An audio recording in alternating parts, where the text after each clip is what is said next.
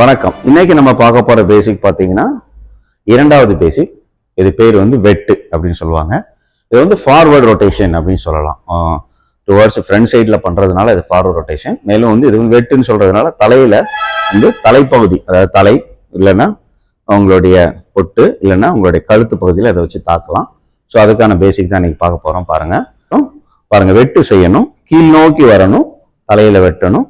கீழ் நோக்கி வரணும், தலையில வெட்டணும். பாருங்க, ஸ்லோவா பண்ணலாம். 1 2 3 4 1 2 3 4 1 2 3 4 1 2 3 4 1 2 3 4. பாருங்க, இதே பக்கவாட்டு திசையில பண்றேன். பாருங்க, கவனிங்க. பக்கவாட்டு திசையில 1 2 3 4 1 2 3 4 1 2 3 4 1 2 3 4. இதையே வந்து அப்படியே ஒரே சுழற்சியா பண்றோம். பாருங்க, கீழ இருந்து மேல 1, கீழ இருந்து மேல 2 3 4 5 6. இப்போ உங்க திசையில பண்றேன். பாருங்க, 1 வெட்டு, 2 வெட்டு, 3 4 5 6.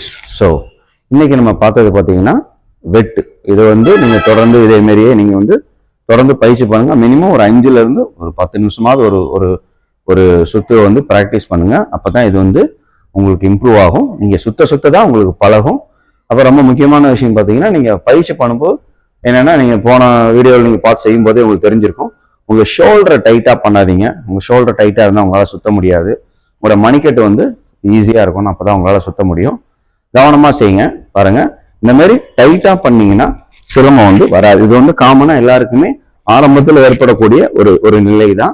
ஸோ இது டைட்டா பண்ணாம ஷோல்டர் ரிலாக்ஸா பண்ணி பாருங்க. கரெக்டா அந்த ரிஸ்ட் அலைன்மெண்டோட சரியா பண்ணணும். ஒரு நீள் வட்டத்துல சுத்தணும். இந்த பாத்தீங்கன்னா ஒரு ஃபுல் சர்க்கிள் வரும். இந்த ரொட்டேஷன் பாத்தீங்கன்னா ஒரு ஃபுல் சர்க்கிள் வரணும். அப்பதான் உங்களுக்கு வந்து அந்த கம்போட அலைன்மெண்ட் வந்து நல்லா இருக்கும். நீங்க நாளடைவில் வேகமா செய்யும்போது, இந்த மாதிரி வேகமா பயிற்சி செய்யும் போதும் அது வந்து உங்களுக்கு வந்து ரொம்ப உதவியா இருக்கும். ஸோ தொடர்ந்து ஃபாலோ பண்ணுங்க. அடுத்தடுத்த வீடியோவில் நம்ம வந்து சந்திக்கலாம். தொடர்ந்து பயிற்சி பண்ணுங்க. அடுத்த வீடியோவில் நம்ம 3வது பாடத்தில் சந்திக்கலாம். நன்றி.